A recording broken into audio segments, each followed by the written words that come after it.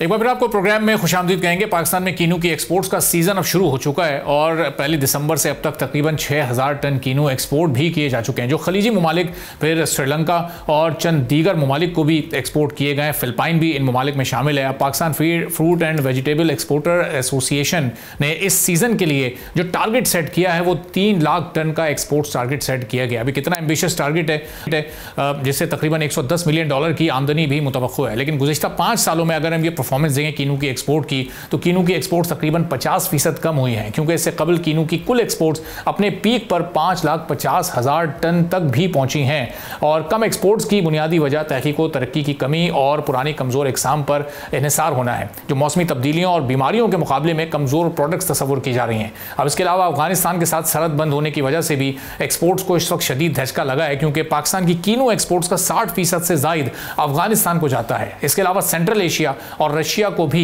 Exports Afghanistan के रास्ते से ही होती है, जो पाक अफगान बॉर्डर बंद होने की वजह से अब यह नुकसान बहरहाल पाकिस्तान को उठाना पड़ रहा है। एक और काबिल जिक्र बात यह भी है कि अफगानिस्तान को एक्सपोर्ट किए जाने वाले कीनू बी और सी क्वालिटी के होते थे, जबकि ए क्वालिटी वेस्ट एशिया और गल्फ कंट्रीज को एक्सपोर्ट किए जाते हैं।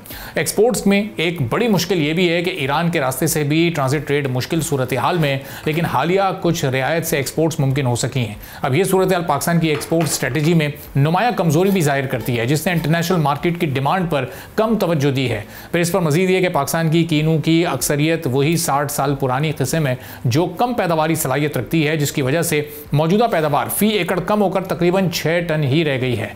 मौसमी तब्दीलियों से फसल की कटाई के दौरान और फल की शेल्फ लाइफ में भी कमी हुई है, जिससे एक्सपोर्ट्स हमारी मुतासिर हो रही है। अब आलमी मार्केट में चाइना, मिस्र, ब्राज़ील और स्पेन जैसे ममालिक ने नई इक़साम मुतारिफ करवा दी हैं, जो पाकिस्तान के कीनू की कमज़ोर वैरायटी को बाआसानी टफ टाइम दे रहे हैं। अब इसका नतीजा ये निकला है कि कई कीनू प्रोसेसिंग यूनिट्स बंद हो गए हैं और किसानों की कीनू की पैदावार में दिलचस्पी में भी कमी वाक़ हुई। अब इस मसले का हल क्या है, इस बारे में हम बात करेंगे। असलम पगाली से ने all Pakistan fruit and vegetable exporter importer and merchant association के हमारे साथ मौजूद हैं। बहुत शुक्रिया असलम साहब, प्रोग्राम के लिए आपने वक्त निकाला।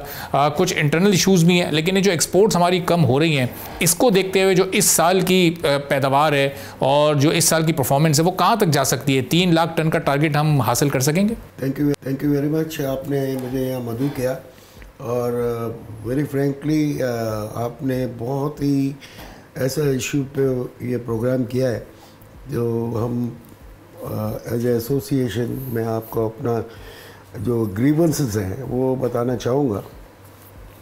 एक तो आपने जिक्र कर दिया कि हमारे पास जो वैरायटी है वो ऑलरेडी एक्सपायर्ड है और इसको भी हम लेके चल रहे होते हैं।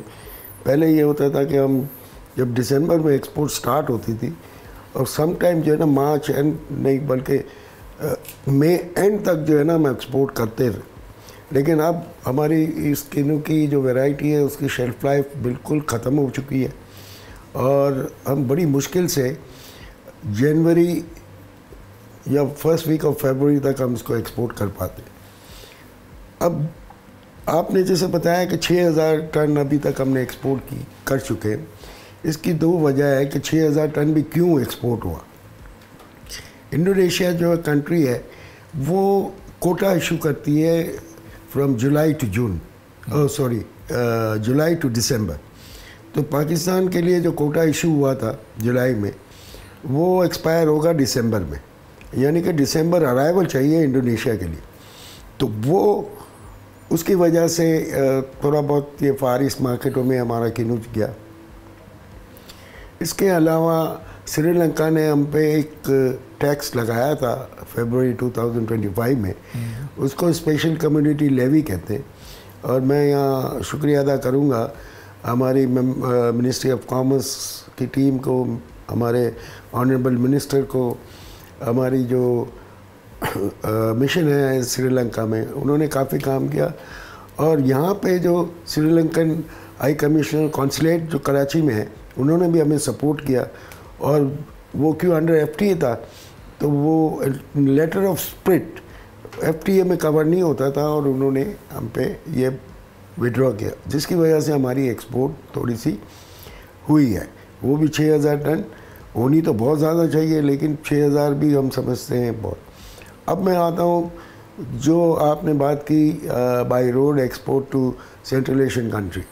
देखिए, हमें अफ़गानिस्तान के ज़रिए हम एक्सपोर्ट करते थे। आपने कहा कि जो लो ग्रेड था, लो ग्रेड का मतलब ये नहीं है कि क्वालिटी या उसकी कॉस्मेटिक लुक नहीं है। लो ग्रेड का मतलब है जो साइज़ है। वो जो छोटे साइज़ थे वो वहाँ जो हम लोकल मार्केट में यानी डोमेस्टिकली भी हम उसको नहीं बेच पाते, तो वो वहाँ चला जाता था। फिर बड़ी मुश्किल से सर जोड़ के बैठे, क्योंकि हुकूमत के मुख्तलिफ मिनिस्ट्रियाँ हैं, जिसमें मिनिस्ट्री ऑफ कॉमर्स है, ministry of national food security है, मिनिस्ट्री ऑफ फाइनेंस है, इनके अंदर भी इनके ज़ैली इदारे और उनको सबको लेके ना एक जगह जमा हुए हैं। और मिनिस्ट्री ऑफ कॉमर्स ने बड़ी मतलब जो मैकेनिज़्म बनाना था, क्योंकि जब तक सब साथ नहीं चलेंगे मैकेनिज़्म नहीं बनेगा। मैकेनिज़्म बन गया है और उम्मीद है, लेकिन अपॉर्चुनिस्ट होते जो ट्रांसपोर्ट हजरात हैं ईरान में हो या चाहे पाकिस्तान में, उन्होंने देखा कि अभी हमारी मजबूरी है, जो फ्रेट इनलाइन फ्रेट जिसको हम कहते हैं, वो उन्होंने ट्रिपल कर दिया, डबल ट्रिपल कर दिया। अच्छा, अभी नेगोशिएशंस हो रही हैं। हमारे पास अपना एक ट्रांसपोर्ट है जो गवर्नमेंट का है, NLC, वो कोशिश कर रहे हैं NLC, लेकिन उनके पास इक्विपमेंट नहीं है इतने जो वो ले जा सके। एक और इशू आता है, जो ड्राइवर्स हजरात हैं उनके वीज़ा के भी मसले आते हैं। तो मिनिस्ट्री ऑफ नेशनल, ये हमारी फॉरेन मिनिस्ट्री मोफा जो है, उनको कहा गया है, वो भी कोशिश कर रहे हैं कि ना कुछ ऐसा रास्ता निकल आए ताकि, लेकिन जैसे कीनू हमारा एक्सपायर है और जल्दी ख़त्म हो जाएगा, तो ये चीज़ें होते होते जो है उसमें बहुत टाइम लगेगा। तो ये शेल्फ़ लाइफ जो ये कम हो रही है, ये इसकी क्या वजह है? जो हमारे रिसर्च के इदारे बड़े बड़े बने हुए हैं गवर्नमेंट के अंडर में भी, वो काम नहीं कर रहे, बीच पर काम नहीं हो रहा, जो इंटरनेशनल टेक्नोलॉजी है उसको हम अडॉप्ट नहीं कर पा रहे। देखिए सच्ची बात है कि उन पे हमें एतमाद नहीं है। इतने अरसे से काम, इतनी बड़ी बड़ी इंस्टीट्यूशन बनाए हुए। एक सिट्रस रिसर्च सेंटर है सरगोदा में, वो हर साल हमें कहते हैं कि हम जो है आपको सीडलेस वैरायटी अगले साल देंगे। कोई 25 साल से मैं सुन रहा हूँ कि ये अगले साल हमें 25 सीडलेस वैरायटी कर ले रहे, 25 सालों से कह रहे हैं। हमारे जो पैटर्न इन चीफ हैं वही साहब भी, उन्होंने काफ़ी कोशिश की और एक गवर्नमेंट ने एक सिक्योरिटी काउंसिल टाइप का बनाया कि जिस किन्नू के ऊपर काम किया जाए। तो हमारी डिमांड एक ही थी, वही साहब ने एक ही डिमांड रखी थी कि हमें है ना प्रॉपर नर्सरी होनी चाहिए, रजिस्टर्ड नर्सरियाँ होनी चाहिए और फॉरेन एग्रीकल्चर एक्सपर्ट को बुलाया जाए, ताकि जो है ना हमने कोई इनसे फ़ायदा उठा दो। चाइना हमारा बहुत अच्छा दोस्त है, चाइना ने जितनी तरक्की की है सिट्रस में, और पड़ोस में ईरान ने भी किसी ज़माने में, ईरान बहुत बड़ी क्वांटिटी, तकरीबन मुझे याद है 50 से 75 हज़ार टन हम एक्सपोर्ट किया करते थे। अब वो खुद एक्सपोर्टर हो गए, उन्होंने वैरायटियाँ डेवलप कर ली। इसी तरह चाइना जो है, हम जब दिसंबर में एक्सपोर्ट करते थे तो चाइना जो है ना ऑलमोस्ट नवंबर या दिसंबर मिड में उनका सिट्रस ख़त्म हो जाता था। आज वो जो है वो मई जून जुलाई तक एक्सपोर्ट कर रहे होते हैं। तो उनसे हमने फ़ायदा उठाना है, उनको लेके आना है। अब जैसे मोरक्को है, इजिप्ट है, उन्होंने भी मुख्तलिफ वेराइटियाँ और लेट वेराइटी जिसको कहें कि हम लेट तक एक्सपोर्ट कर, वो लेके आ गए। तो हमारी डिमांड एक ही है कि कोई फॉरेन एक्सपर्ट बुलाया जाए। सही। अच्छा, अब ये हम देख रहे हैं कि क्योंकि अफगानिस्तान के साथ ट्रेड बंद हुई है, बॉर्डर बंद है, तो इसका मतलब डोमेस्टिक मार्केट में तो इस वक्त बहुत सरप्लस होगा कि चूँकि एक्सपोर्ट नहीं हो पा रहा है। इसके बावजूद लोकल मार्केट में जो प्राइसेस हैं वो नहीं डाउन हो पा रही हैं। बहुत हर साल हम देखते हैं कि नई से नई अपना ऑल टाइम एक फिगर बना रही होती हैं प्राइसेस। ये क्यों इतनी ज़्यादा फिर अप हुई हुई हैं? अभी आप ना किसी ठेले वाले को पूछोगे ना यार किन्नू इतना क्यों महंगा दे रहा है, तो बोलेगा बॉर्डर बंद है। पीछे से महंगा है, वो ये भी तो बता दो। वो पता पीछे से महंगा है। ये काम है सिटी गवर्नमेंट का कि फ्रॉम फार्म टू टेबल हर कॉस्ट निकाल के वो रेट को वो करें रिटेल मार्केट में कि क्या होना चाहिए। अब जब भी देखें, अभी देखें हमारा बनाना भी बहुत एक्सपोर्ट होता था अफ़गानिस्तान। आपने अभी मैं आ रहा था तो रास्ते में ही सुना कि इतने का डज़न, 150 रुपये के 2 डज़न दे रहा है। ठीक है, क्योंकि वो पेरिशेबल है, अगर उसने ना बेचा तो ठेला वाला बिक जाएगा, तो फेंकना ही पड़ेगा। किन्नू में ये फ़र्क है, किन्नू कुछ दिन रुक जाता है। इसी तरह सेब है, वो भी कुछ अरसे रुक जाता है। तो हर चीज़ की अपनी एक डायनेमिक्स है। तो सब रिटेल को प्राइस कंट्रोल करना, ये हमारी सिटी गवर्नमेंट जितनी भी हैं, शहर हैं, कमिश्नर साहब हो गए, डिप्टी कमिश्नर साहब हो गए, उनका काम है कि मेक श्योर करें कि रिटेल प्राइस जो है ना वो सही होनी चाहिए, सही according to market, wholesale market में या फार्म लेवल पे क्या रेट है। इसके बाद 2-3 हाथ लगने के बाद ये रिटेल तक पहुंचती है तो क्या रेट में होगा। अच्छा, जो रिसर्च में हम पीछे रह गए या हम वो इंटरनेशनल कोई टेक्नोलॉजी ऐसी नहीं अडॉप्ट कर सके, ये सिर्फ किन्नू के मामले में या दीगर सिट्रस और जो दीगर फ्रूट्स हैं उसमें भी या वेजिटेबल्स में भी यही मामला है, हम काफ़ी पीछे हैं? मामला तो ऑलमोस्ट सेम है। मैं आपको इतना बता दूँ कि अगर हिस्ट्री देखा जाए तो किन्नू आया था अमेरिका से हमारे पास, USDA वालों ने हमें दिया था आज से 60 ईयर्स, मोर देन 60 ईयर। वो लेके आए थे, उन्होंने इसकी काश्त की थी और कामयाब हो गए। आज ऐसा कुछ नहीं है, आज कोई हमें नहीं दे रहा। अब हमने जाना है उनसे लेने के लिए। जब तक हम वैरायटी चेंज नहीं करेंगे, जब तक ऐसी वैरायटी नहीं वो करें कि जो लंबे अरसे तक चले। तो असल में इसके लिए गवर्नमेंट का कॉपरेशन भी ज़रूरी है, बिजनेस टू बिजनेस डील के जरिए भी प्राइवेट सेक्टर इसमें अपना रोल प्ले कर सकता है। गवर्नमेंट के बगैर तो हो ही नहीं सकता ना। इसकी वजह है कि आप कोई भी नई चीज़ एग्रीकल्चर में लेके आते हैं तो पहले तो ये है कि उसके ऊपर काम किया जाता है कि क्या ये डिजीज़ फ्री होगी, क्या हमारे क्लाइमेट को क्लाइमेटाइज कर सकेगी, ये चीज़ें देखनी होगी।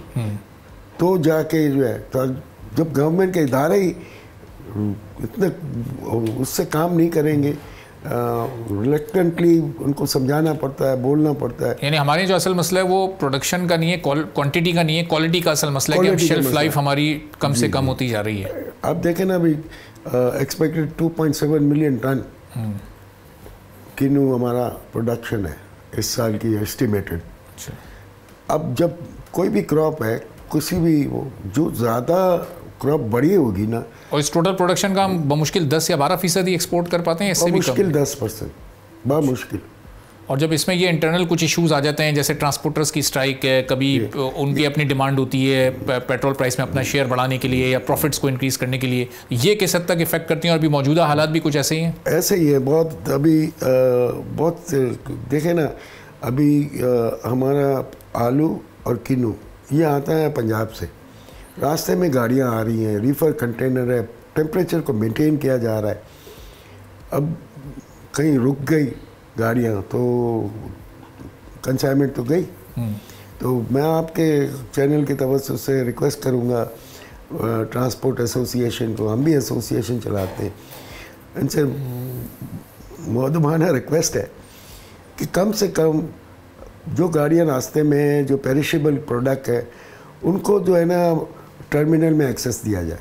ये बहुत इम्पोर्टेंट है, वरना अगर एक्सपोर्टर नुकसान करेगा बहुत ज़्यादा तो अल्टीमेटली ये नुकसान सब पे शेयर हो जाता है। फिर वो ट्रांसपोर्टर के ऊपर भी कुछ ना कुछ शेयर होगा लॉस। इसी तरह क्लियरिंग एजेंटों पे, इसी तरह शिपिंग लाइन के, ये बहुत बड़ा लॉस होता है। बहुत बहुत शुक्रिया हसन बगाली साहब, chairman all Pakistan fruit and vegetable exporter importer and merchant association. मैं गुफ्तगू आपने नाज़रीन सुनी, एक ब्रेक लेते हैं, ब्रेक के बाद वापस आएंगे, एक और आम मौजू पर बात करेंगे। सब्सक्राइब करें और बेल दबाएं ताकि कोई खबर रह न जाए।